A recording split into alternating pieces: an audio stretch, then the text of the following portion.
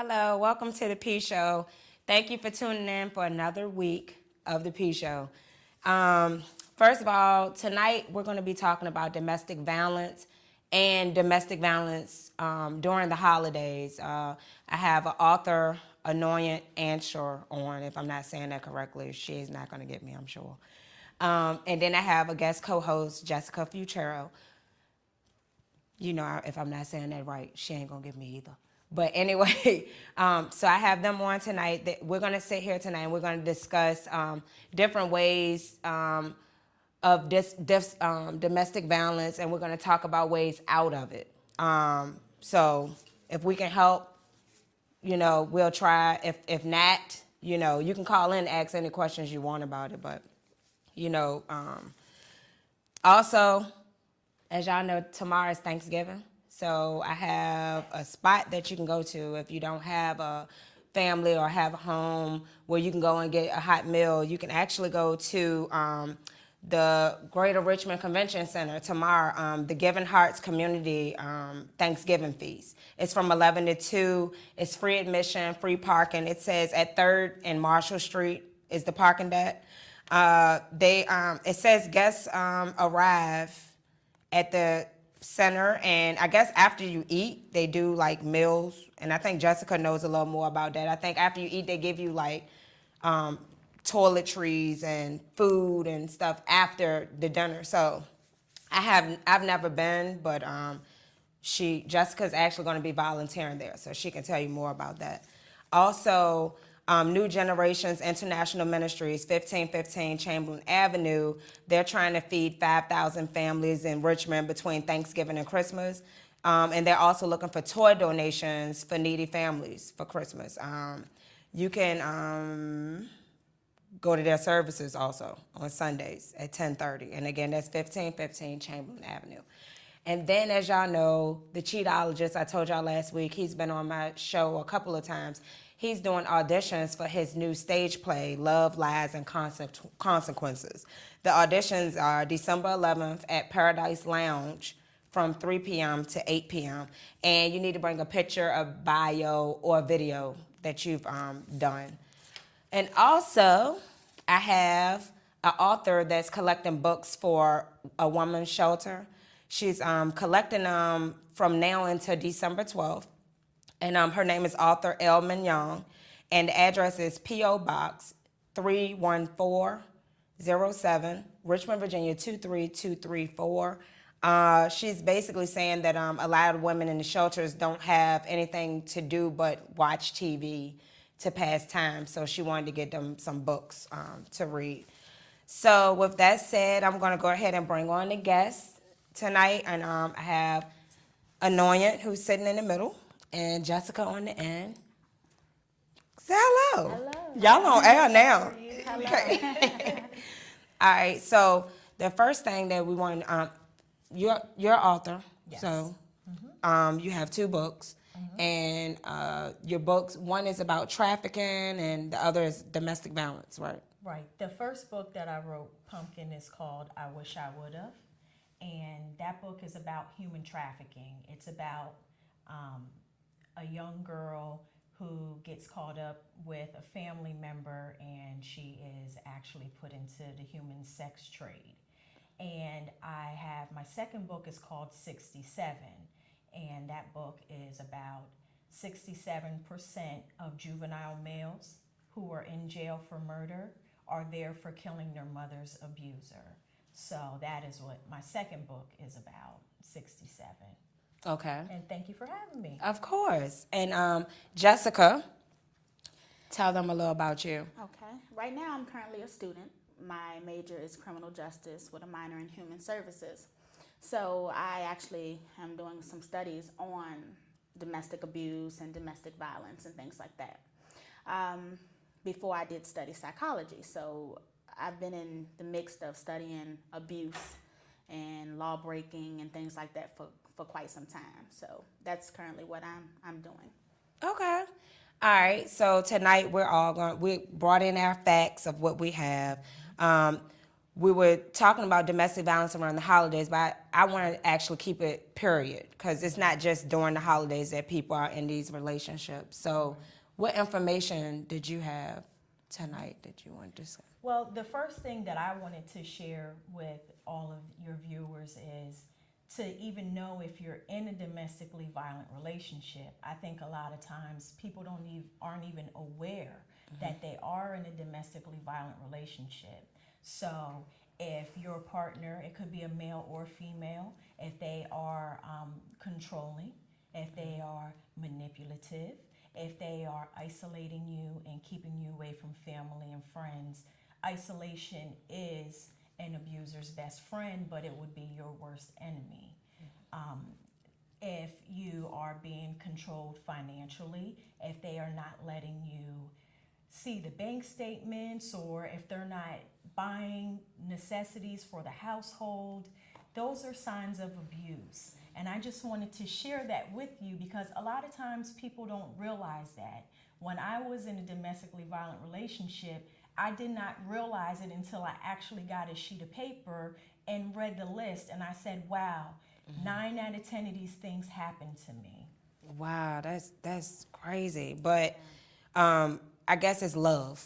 It's People think definitely they're in love. That's Yes. like, the biggest thing. And Jessica, you had some stuff too that you had some signs. Right. Jealousy, as she mentioned. Poor communication skills is also a sign. Negative behaviors to cope with stress, such as drugs and alcohol abuse. Hypersensitivity, like if they react over the least of things. And dual personalities. And those are just a few of the characteristics of an abuser or an offender. Okay. And for me pulling up, I went and did some research online, and I pulled up that one of the reasons that domestic violence occurs more frequently during the holidays is alcohol and drugs. Yeah. Okay. They say alcohol especially because it's a known trigger in most households, for alcohol to be in there. Like, Right. It's like, and the drugs, and it said around the holidays, people are stressed out about bills and money. So money is a big issue too. They're saying, if you don't have what you need for your kids or whatever, they say that's a big thing. But me, myself, personally, I haven't been through a domestic violence situation, but I've had friends that have kept it a secret pretty much, and they don't tell you until years after, and then you realize, you be like, dang, I could have saw the signs, Right. but you just don't know. And you don't want to be in somebody's business either. So that's another thing. Keeping it a secret, it's like, try to get some help. Try to talk to somebody about it. You know what I mean? Because it's not cool for your kids to have to sit there and watch somebody beating on you. I could not even imagine. My mama didn't have a lot of men around me. I wasn't raised in a household with a father in the household. I had brothers. So I was good. But at the same time, I was never around a lot of men. So when I did hear people arguing, or households that had mother and dad and they arguing and fighting, I wasn't used to that. Right. So I was scared. I'm like, dang, is he gonna hit her? Yeah. So I didn't know any better. And you were in a domestic violence situation before yourself? Yes. Were kids involved? Yes, I just want to take a step back, and I have to respectfully disagree with you about the drugs and the stress and the alcohol and all of that. Control is the real issue. Okay. And I would like for everybody to know that it's really control. People want to mask their feelings with the real issue with drugs and alcohol and saying stress. So they want to blow these smoke screens and say, this is why I'm doing it because I'm drunk or I'm on I'm high. So when it's really just control. And a lot of times people get drunk and get high because that's the only way they feel like they can be in control of themselves. So I think that is the underlying. There's a lot of they're going to minimize their actions. They're going to, like I said, blow those smoke screens. They're going to lie. They're going to deny. All of that to validate the abuse. And ladies and gentlemen, you have to know that it is a control factor.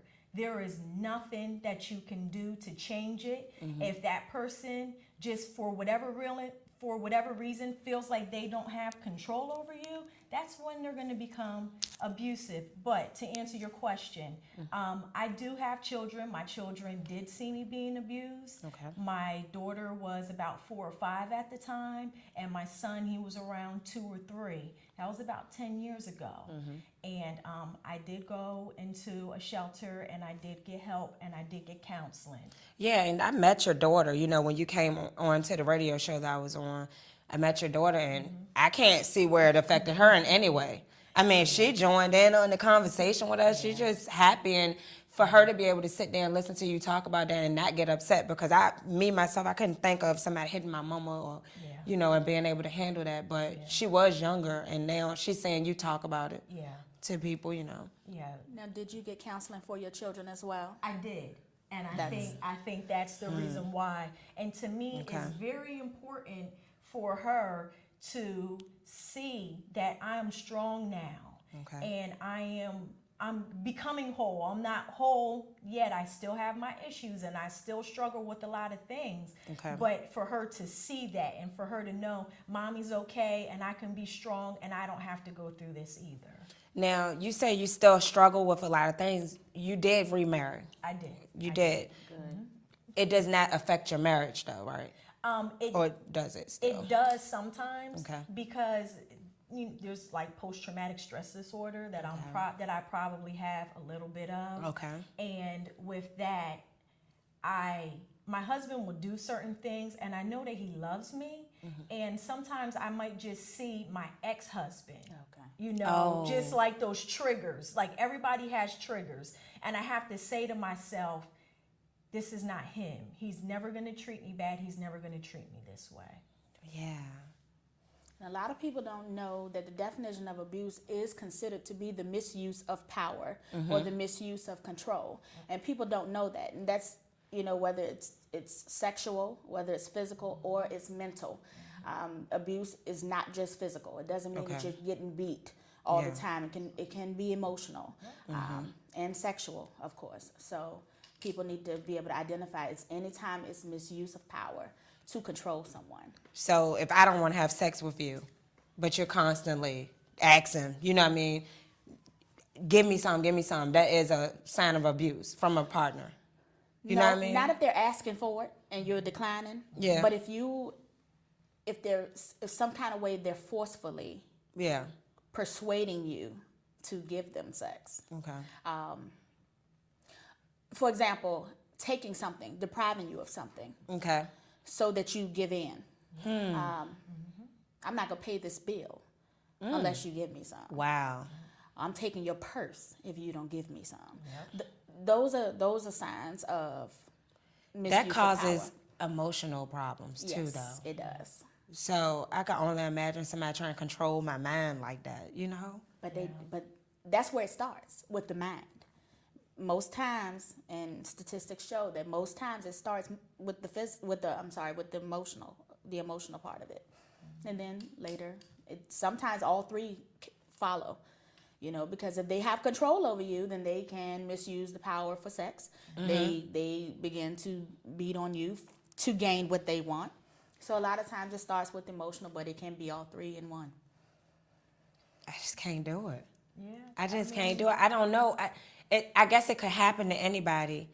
I'm very strong, a very strong female, and I just can't see somebody taking that much control over me. Well, let me explain it to you like this, Pumpkin. It's not like you walk down the street, you meet a man, you go on a date with him, and then he decides after the first date he's going to smack you across the face. If that happens, you're definitely going to walk away. That's right. But if he does little things to show you that he loves you, like my ex-husband would say, don't answer the door for anybody, because if it's my brother, he's just trying to talk to you, or things like that. So to me, I thought that was showing me love. Oh, he loved me a whole lot. He don't want me to answer the door He's for his brother. protecting me right now. Yeah. Yeah.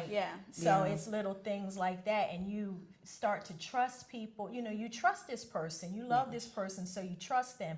A lot of times people say, why don't you leave? Why don't you just get away? Why don't you go? Because it's love. You love who it was you fell in love with.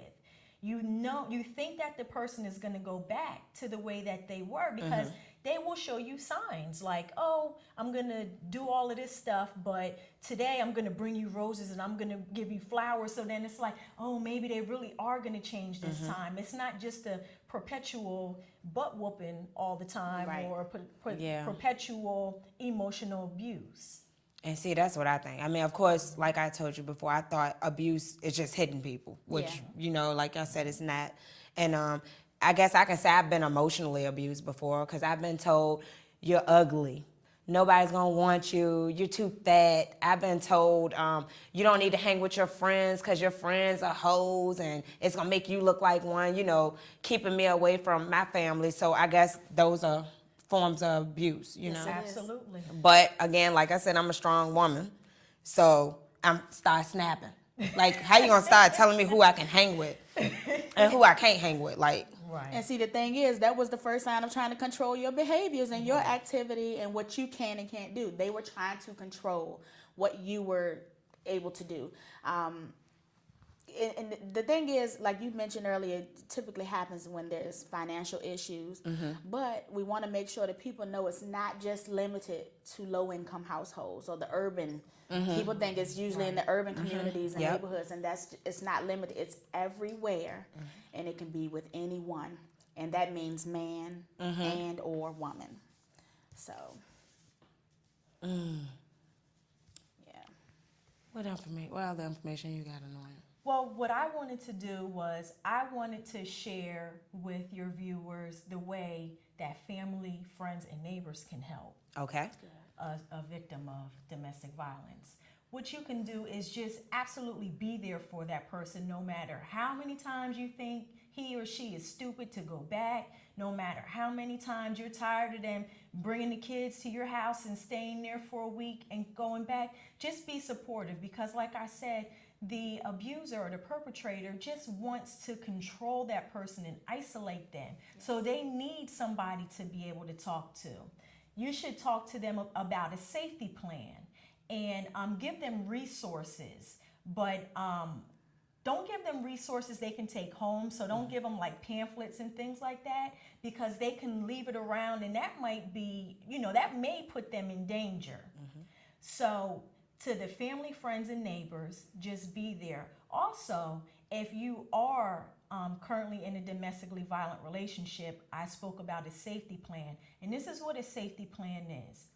First and foremost, you want to have copies of your Social Security cards, birth certificates, marriage certificate, your bank information, all of that stuff, and leave it with a trusted person.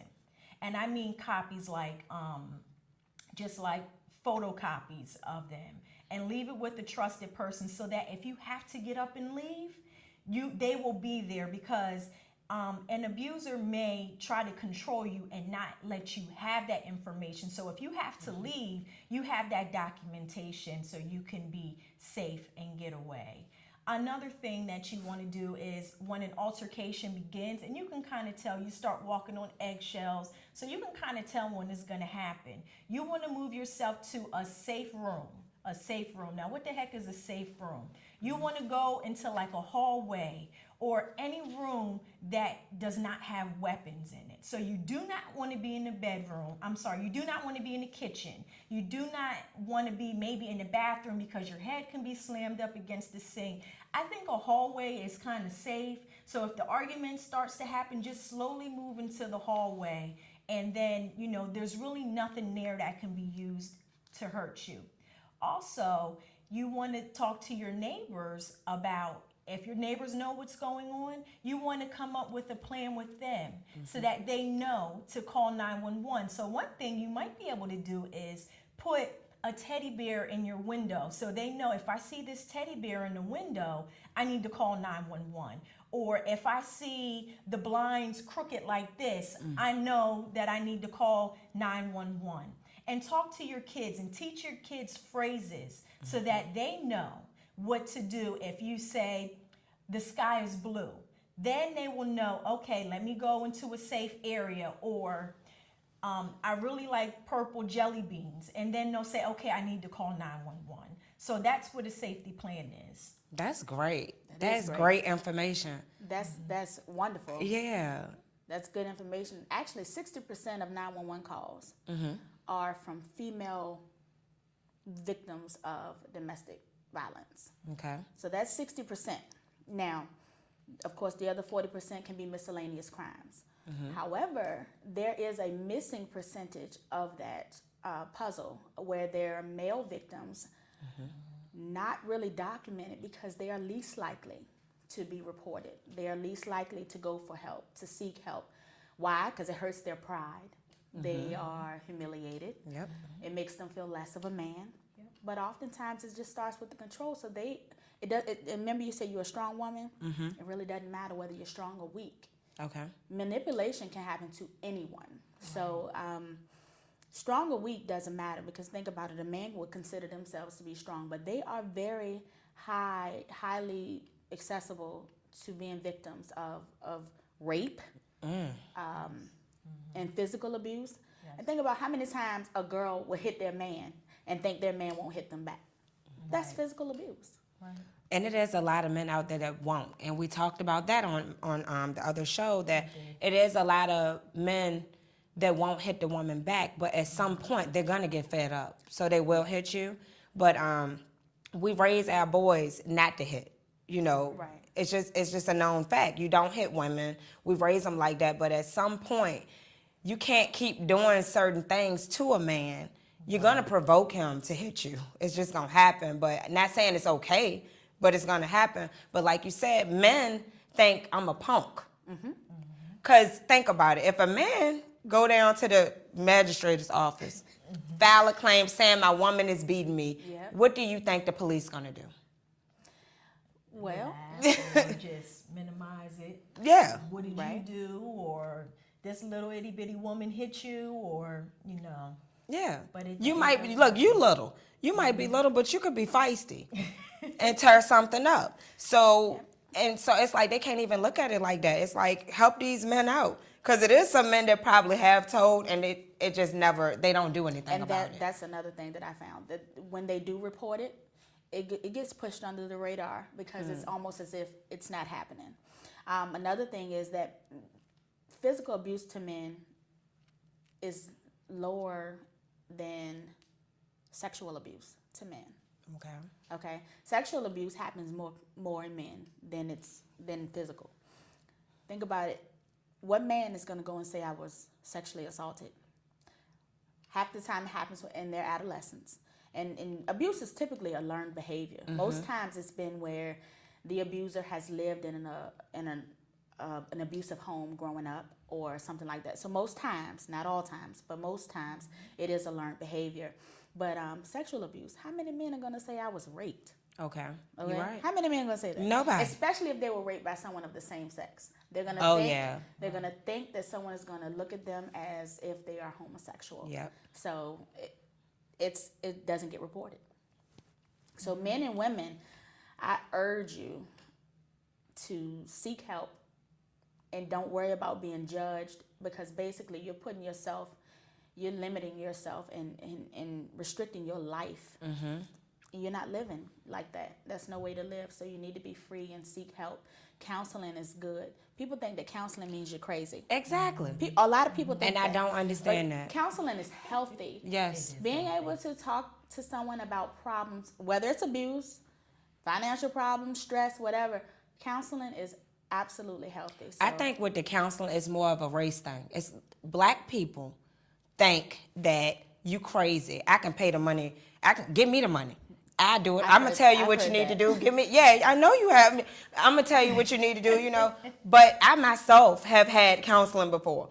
It might not have been a big situation to somebody else, but it was big enough for me to go and seek counseling And I felt better behind it. So when I hear people say it's not, why are you getting counseling? You need it. I mean, sometimes it do make you feel better. Yeah, you go in with your problem. You come back out still knowing that problem, but you had somebody to vent to that does not know you and does not know your situation. And they're listening to everything you're saying.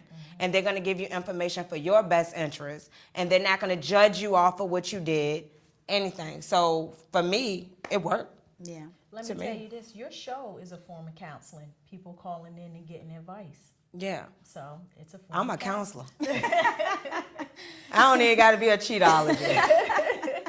That's for Raw, because Raw, he said can't nobody be a cheatologist but him. So now. If I had got through on that call that week, I was going to be a cheatologist because I had my opinions and I couldn't get through. Yeah, but yes, I hope that if there's anybody out there that have questions for the Annoying or Jessica or myself, you know, that you'll call in. And we have numbers. Actually, you got the hotline numbers for anybody in a domestic violence situation. I do. The Virginia Domestic Violence Hotline, it's 1-800-838-8238. Again, that's 1-800-838-8238. And the National Domestic Violence Hotline is 799-SAFE. That's 1-800-799-7233. And I just want to tell you to be careful with these numbers if you need them. And if you can memorize them, but don't write them down or put them in your phone and just leave them around.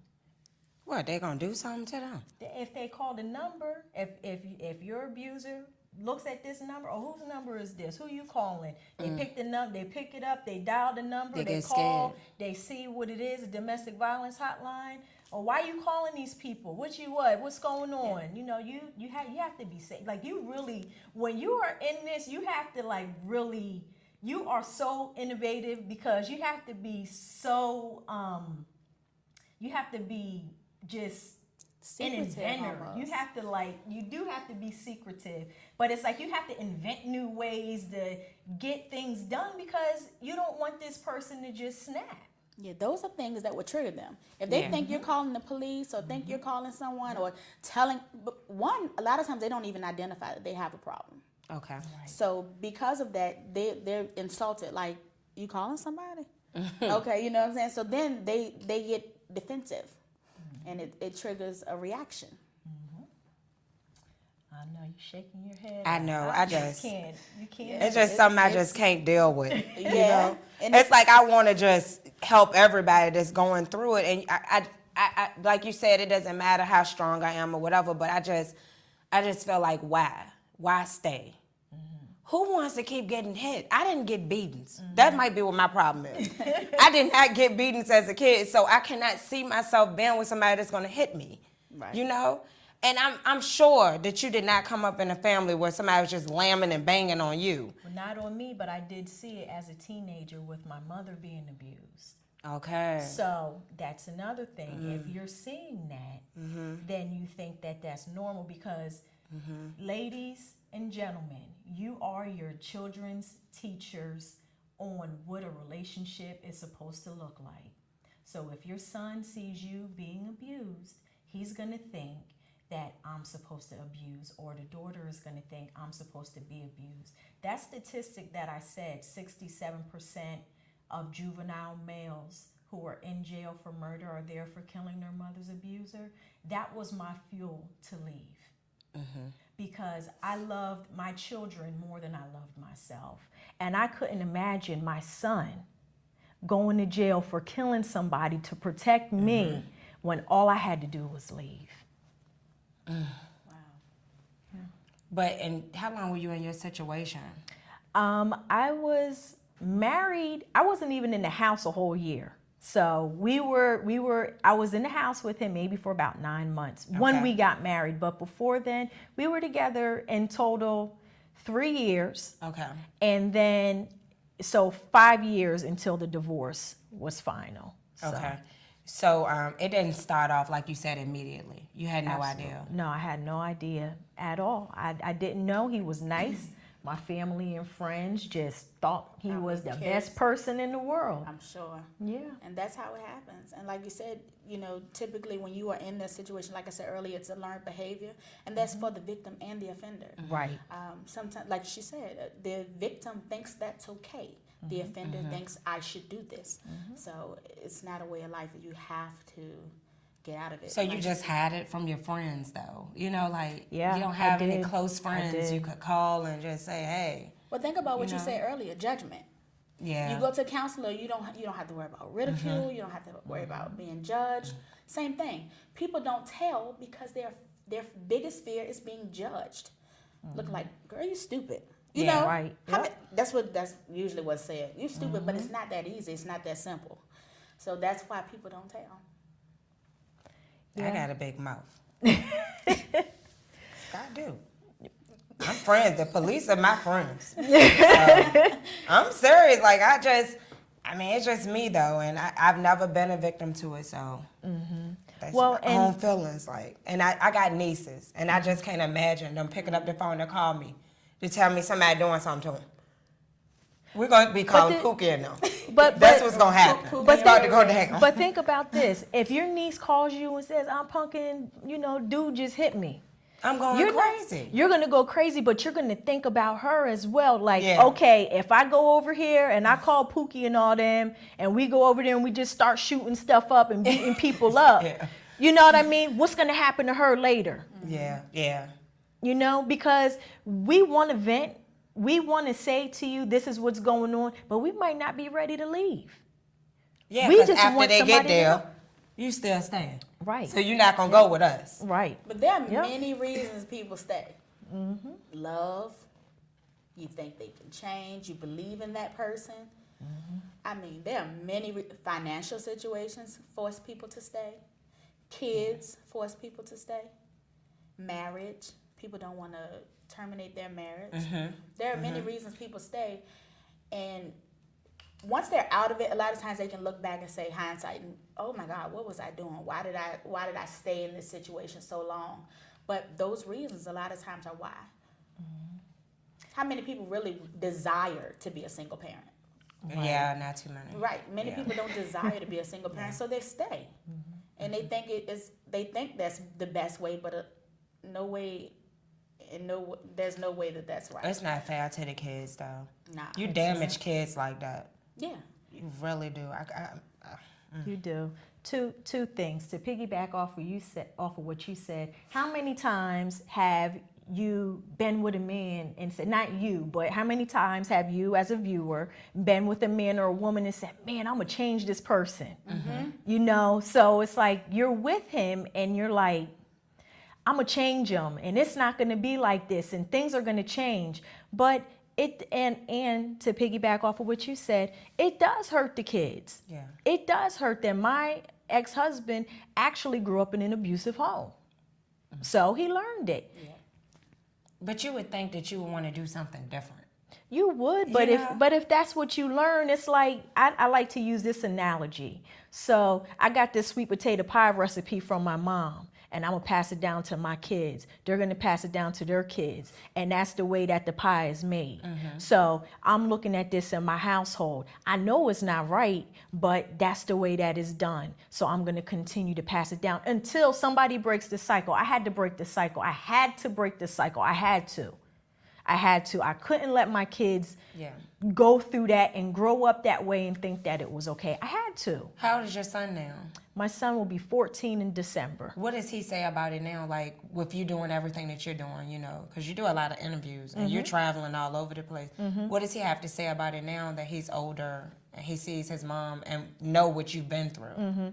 He doesn't remember anything. Okay. But when you spoke earlier about guys not hitting women back, I told you this story before, but my son actually, a girl hit him on the bus, and he got off of the bus and said, I'm not hitting this girl, I'm going home. So that made me proud, but I was upset with the girl, I know you was. My baby. Thank you for calling the P Show. Hello, how you doing? All right. Hi, how are you? I have a question. I had a sister that was he was very abusive. And my nieces and them really kind of messed up behind that. I didn't really know it until later, because me and my brother, this was a time when, back then, if somebody messed with your sister and them, I came from that time, you go up in his grill. Mm-hmm. Yeah. But I did that one time, and my sister turned on me. Mm-hmm. TL. Yeah, that's me. I know it's you. And so what I'm saying is, I see a lot of younger ladies. Explain this to me. Why do young ladies, some of them, want thug dudes and don't want to do like Steve Jobs? That's maybe a nerd, but he got a brilliant mind. Explain that to me. I'm seeing a new paradigm amongst a lot of young. Why is it that they would rather have a thug that's about abuse than a brother that's got a brilliant mind? Can you help me with that? Well, I would say this: you cannot tell your heart who to love, and that's the sad part about it. If you could, people would spare themselves of a lot of heartache, a lot of stress and anguish. But you can't tell your heart who to love. You can choose the person you're going to be with, but a lot of times, as our author said, there are times when there's chivalry in the beginning. They make you believe that they love you, and then it turns bad. So a lot of times women just think that's it. And the thug thing with the young girls, a lot of times they caught up in the hype, what they have. Mm-hmm. Oh, I'm with him because he got this. He got a nice car. He has this. So that's another reason. Yeah. So. Yeah, that's what I'm trying. My nieces and them. I got a couple of my nieces want to be lawyers, and they doing some. But I got one niece. She off the chain. She's 19 years old, and she's fooling with some dude 40 years old. I had to go. Let me tell you something. I had to go see him. Yeah. And, but, I told her, I said, when you're 19, you don't know, when I was 19, I was in Vietnam. Mm-hmm. And so when you're 19, you dumb, young, and full of cum. Times done changed, TL. Yeah, I know it, but I'm I got to tell you this every week. Times done changed. I know it, but I'm trying, that's why I watch y'all, so y'all helping me. Yeah. I don't know everything. I'm just trying to learn. So that's why I watch y'all. So some of my old school ways I had to change. Now look, I know that most women, they always like the bad guy, because nowadays we're not used to men getting out and opening doors for us, or bringing flowers home every now and then, or taking us out to a nice dinner. You got some guys that still do it, but then you got some girls that's like, I don't want to go there. I don't want to dress up to do this and do that, Right. It's just like something about that thug boy. I know when I was like 19, 20, I was looking for them cornrows and gold teeth. So I know. Cadillacs. Cadillacs was the thing. You know what I'm saying? Some rims on the car. Girl. Yeah, when I came along with Superfly. And, Mac Daddy, But y'all helping me. I mean, that's why I watch y'all, man, because I want to help my nieces and a lot of younger people. I'm one of the few older cats. I'm 59. I'm one of the few older cats that's trying to learn. Because, I think my generation is something we didn't pass on. You right about that. And I'm just trying to correct that. Yeah. Take care. All right, TL. He call every week. TL gonna call every week. That's good. You might not understand what he be saying, but he gonna call every week. He ain't leave us with no knowledge this week. He usually leave you with knowledge. Yeah, he leave you with some knowledge sometimes. But TL brought forth a good point. Yeah. Yeah, he did. He said that his sister's children watched their mother be abused and that they're impacted. So I wanted to say to him that counseling probably would have helped them. Well, I'm pretty sure it would have helped them. But if they've He's still watching you, Jessica. If they've never had an outlet, then they need to be able to talk to someone. So maybe you can go to them, and even them talking to you about it. Just sometimes just releasing it, even though they're not in the situation anymore. Sometimes releasing it is a big help. Yes, you're absolutely But right. what about is that. it that we wanted with them bad dudes, though? I don't know. I've outgrown the bad dudes. I know. Once you get to a certain age, you're like, I don't want that lifestyle. You know, having a drug dealer was the thing. Yeah. Or he could buy you what you yeah, want. he buy you everything you want. You know, you kept the nicest Jordans. You know, you stayed in the mall. They'll buy you whatever. And now it's like as you get older. Yeah, you outgrow that. Yeah, That's it's like real. I don't want that. I need you to be on my level or above, and we got to be on the same level. It ain't gonna be no. I don't have no problem with people that are convicted felons at all. I'm all for trying to help you get yourself back together. Well, and then in the defense of the thug, okay, people have lifestyles again because that's what they see, that's where they come from, that's what they're used to. So nothing wrong with a felon coming out and changing their lives. That's people right. have lived their past. You know, people have, you know, outgrown their ways sometimes. Sometimes people can change and people do change. So a lot of times, you know, so just in their defense, Yep. People do change and grow. So But you got some women that I'm not gonna date a fella, you know, because you know that when you live in apartments, they can't live there. If you got a felon on your record, it's very hard to get on a lease. yeah. And it's like it's hard to get certain things on credit. So, but I'm all for like helping somebody because you can get that overturned. You got to work hard for it. Look at Judge Mathis; he did it. Yes, he did. He should be the inspiration for did. everybody. He's a judge now. He went yes. through the same thing. But I have a big thing, and I had a dispute with someone recently about people being condemned for their past. I don't think that people should be condemned. Now, if you choose not to date someone that was a ex-felon, by all means, you have the right to your preferences. But what I'm saying is, don't judge someone by what they've been through. That might be the one thing that make them the better man or the better woman because of their struggles and their challenges. So I'm just saying, you know, you have the right to your choices and the right to your preferences. And you should have standards. So, and if those are your standards, then by all means. But I'm just saying, people are people. Everybody has a past. Everybody has something that they've gone through, whether they were the victim or the offender, or whether, you know what I'm saying? So, change can happen, and change does happen. So, no one should be condemned for their past. Just, you went through domestic violence. Right. So, a man, you know, if a man said, oh, no, not dealing with her, she got a pass.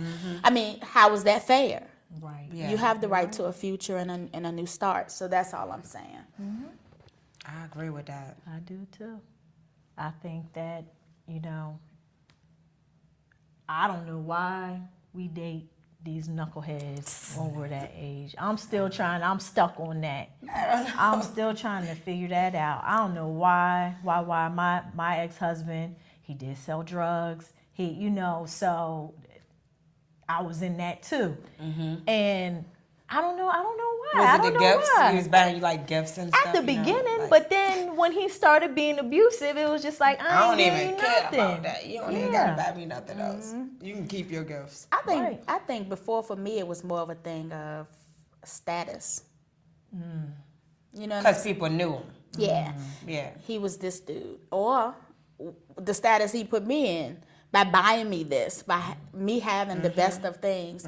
You know what I'm saying? So I think a lot of times it's either status or you get caught up in looks often. Yes. It's definitely the Yes, looks. definitely. I told you back then it was them gold teeth and them cornrows. Yeah, people Well, get, that's like, you know, you said it's the gifts, it's the looks. Okay. I know I'm going to make a whole lot of people upset right now. that's all right, maybe they'll call. Yeah, maybe you'll call in. Now, if Lil Wayne didn't have no money, would you think he was handsome? Absolutely not. No, that with them little skinny jeans on. The little leggings. He wear jeggings. No, absolutely not.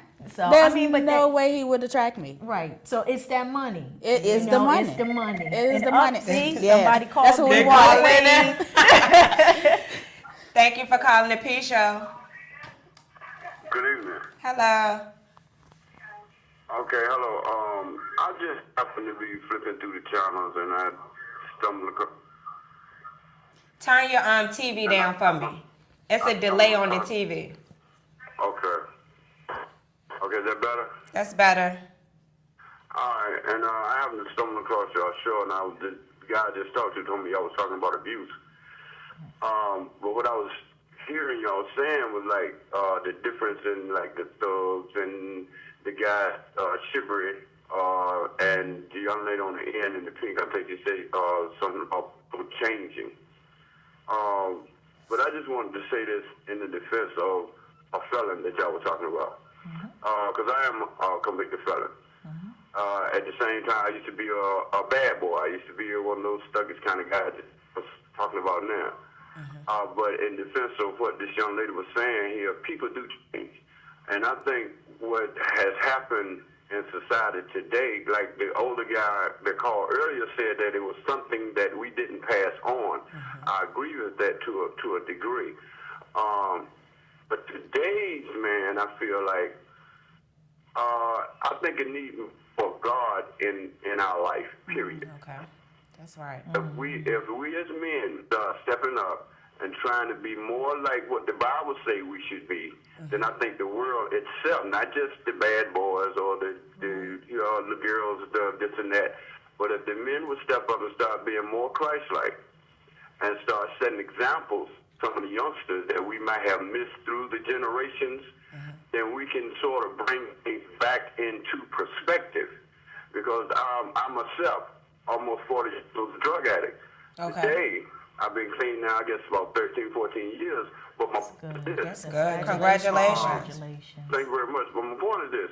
The closer I be, the more I study the Word, the closer I get to God, the better life itself, because it's like the Spirit opens things up. It opens your eyes. It opens your everything to life itself.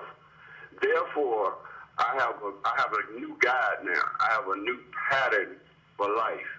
And if I can pass that on to one of my sons, and he can pass it on to one of his sons, and right on down through the generations, hopefully before my lifetime expires, I'll see a change in the world. I hope so. I like what one of y'all was saying about people. You grow up and you see it. You grow up around a certain environment, and you become that environment, and you grow up with that. And I think that's where we are today. We got, I don't know, things got out of whack somewhere down the line. I'm 60 years old, and the brother was saying he'd been to Vietnam. I'm a Vietnam veteran. But it seems that back during my time, it was more, family was more close-knit. It was more spirituality in the family. And today we just seem so far away from just those two principles, period. And I believe if we could, again, come back together as a family, for one, put God in your life and start all over again. You're right. The Bible says that man being Christ, he's a new creation. Things are old, all those bad things, all those ugly things, they're gone. You got a chance to start all over again. And then you start with the principles of God, and I think the world will be in a better place. You're right about that. Can I get your name? My name is James. Thanks for calling, James. Thank you, James. Thank y'all. All right. Now, I want to, you said something, I'm glad James called in, him being a former felon and him have transformed his life around. You said that somebody you know said they would never date a felon and things like that. What about the felon that was wrongly convicted? I know. That's what I'm saying. What about the felon that was with the wrong people at the wrong time? And it's not even a bad crime. You know what I'm saying? Right. It could be so simple because you can get a felony for stealing about $1,000 worth of merchandise. So you stole some stuff. So, and everybody's probably like that's stupid to steal that, but I think it's even stupider for it to be a felony for $1,000 worth of stuff. And that's the rest of their life. Right. And then we got the felon that convicted a crime that they didn't know they were committing. You're right. You know what I'm saying? Because they were with the wrong crowd. No, statutory rape for one. Okay? How many times you lied about your age growing up? A lot. Okay? Sure I have. Dealing with the older man, right? 21 years old, you 16? Yeah. You tell him you 18? No, yeah, you can tell me 18. I did. I'm 18. I've done that. I know. I mean, You know? we was talking about that a few weeks ago because we was in the club at 16. So with fake IDs. So we were meeting people that were 18 and up. So that man that takes you home, you know what I'm saying? Your mama get after you about this, and then, you know what I'm just saying, everybody deserves a chance. Yeah. Some people sell drugs because they have no other means. Because they are a felon, they have no other way to provide for their family. Does that make them a bad person? Not always. No. Because I know it's a lot of guys out here that are still doing that now, and they feel like I've applied for a job here, here, and here. I go to the agencies. They say they're gonna help me. So they feel defeated. Yeah, they're not gonna do anything. Most of the agencies, the temp agencies, do numbers. They get you to come in and fill out all this paperwork, and then tell you that we'll call you back in a couple of days, and then they call them back and say, well, we found out you're a felon, but you already put on the application you're a felon. You knew that when I walked in the door. Right. Because I asked you, would you still give me a job if I'm a felon? So they get discouraged a lot. Yeah. And that's the saddest part. But Now, we was talking about people change. Let me ask you, Anoint, do you think that a domestic abuser changes? I think that a perpetrator can change, but he has to go to counseling. Yeah. I think he has to realize that his issue is control. Right. And he has to go to counseling, and he has to want to change. hello, thank you for calling the P Show. Hi. I'm listening to you as well, my daughter and I just want to make a comment in reference to what you guys are talking about, guys who's gotten a felon, a record, what have you, how they can change or what have you. I'm totally for that. I'm a single mom, was put in that predicament when I had to do what I need to do to take care of my 2 children, but I had to deal with me first, and my self-esteem and my self-worth made me understand, yeah, I could easily go out there and steal, lie, and cheat, and get a once a month check and make do, or either I could thrive on my self-esteem, my self-worth, and looking at the fact I'm raising these 2 children.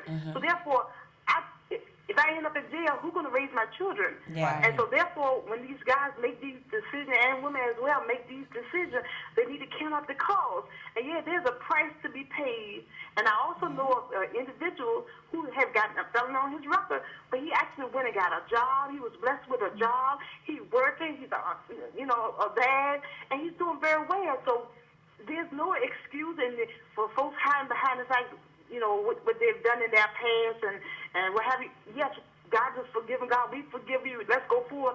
But don't become handicapped and hold us in hospice because your decision was to do something that landed you in your predicament. All All right. right. That's a good comment. Yeah. Can I get your name? I'm Shelley. Thank you for calling, Shelley. You're welcome. Bye. She's right. Yeah. I mean, men and women, they don't think about their kids sometimes. Y'all know about this got you paper. So if you get that got you paper, which I won't give them $1, but if you get that got you paper, or if you open it up, you're guaranteed to see somebody for stupid crimes. I mean, jaywalking. Why is your picture in the paper for jaywalking? Mm-hmm. You know what I mean? Silly stuff like that. So with that being said, I feel like I lost my train of thought. So y'all go Bring it ahead. back. I just lost my train of thought. That gotcha paper gets me mad every time I start talking about Yeah. it. Now, I don't want to defend every felon Yeah. because there are some that just no remorse, don't have a inkling of change in them. You know what I'm saying? So not to defend every felon, because as she said, people have to be accountable for their actions. That's right. People have to take responsibility for what they do and what they have done. So for the abuser, their counseling is a good way to take responsibility for what you're doing. I would love for someone who has been in an abusive relationship or situation call in. I would love to hear from someone And I think firsthand. they're probably not. Yeah. This is one of them shows where we're just going to inform you. And even if they don't want to, I'm just saying, I'm talking about someone that's out of it. Okay. No one Yeah. that's in it right now Yeah. for your safety and everything. I'm not saying that. I'm talking about someone who has lived through it and can offer some advice to someone who may be listening that is currently going through it. So no, not someone that is currently in the situation right now. We want to protect and we talked about being safe and not having this information on the forefront. If you call in, we do not want your voice displayed or anything like that. I'm talking about those who have lived through it, committed it, and have gotten through it. Okay. We do? Oh, we did? We have a call? Well, it's not ringing. We have a call. We are live, as you can tell. Yeah. we live. All right, we got a call coming in. Thank you for calling the P Show.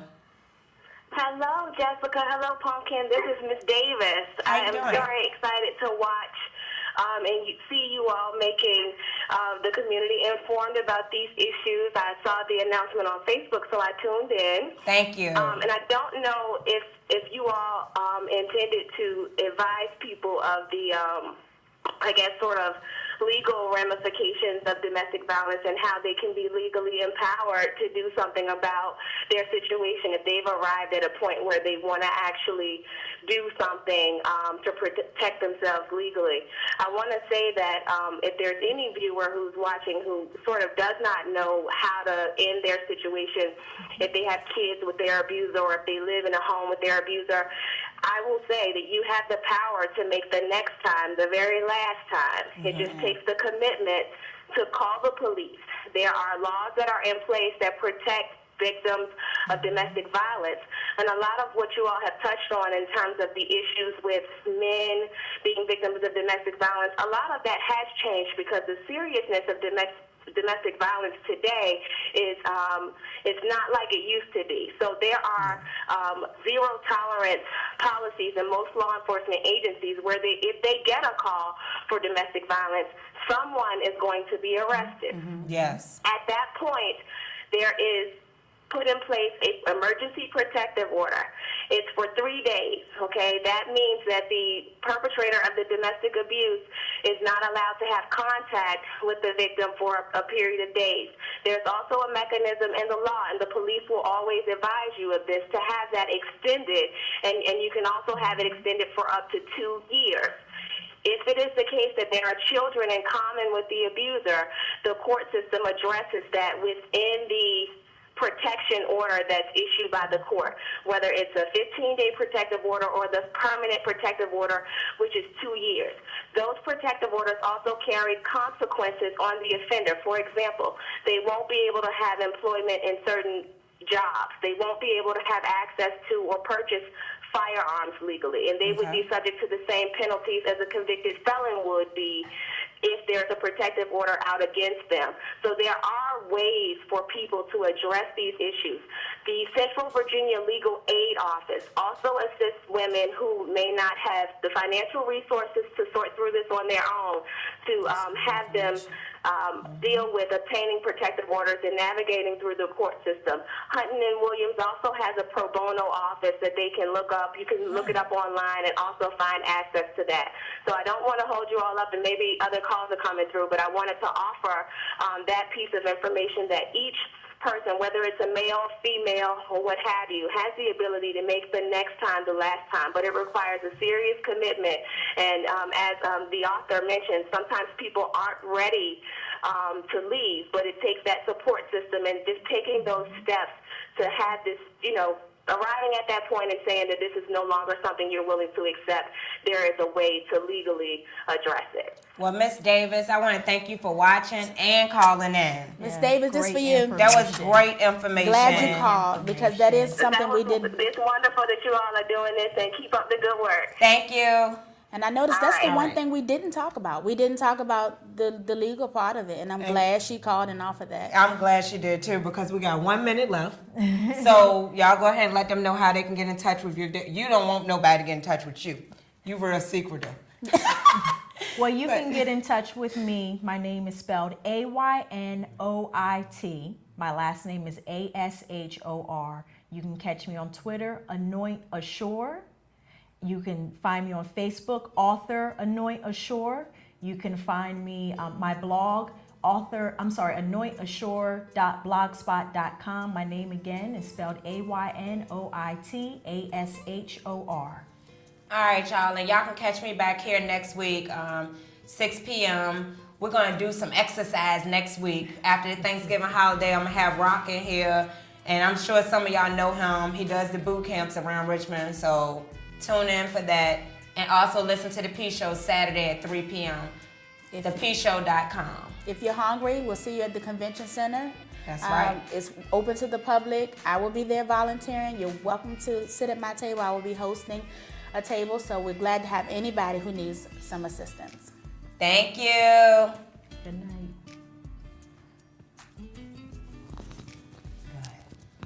That was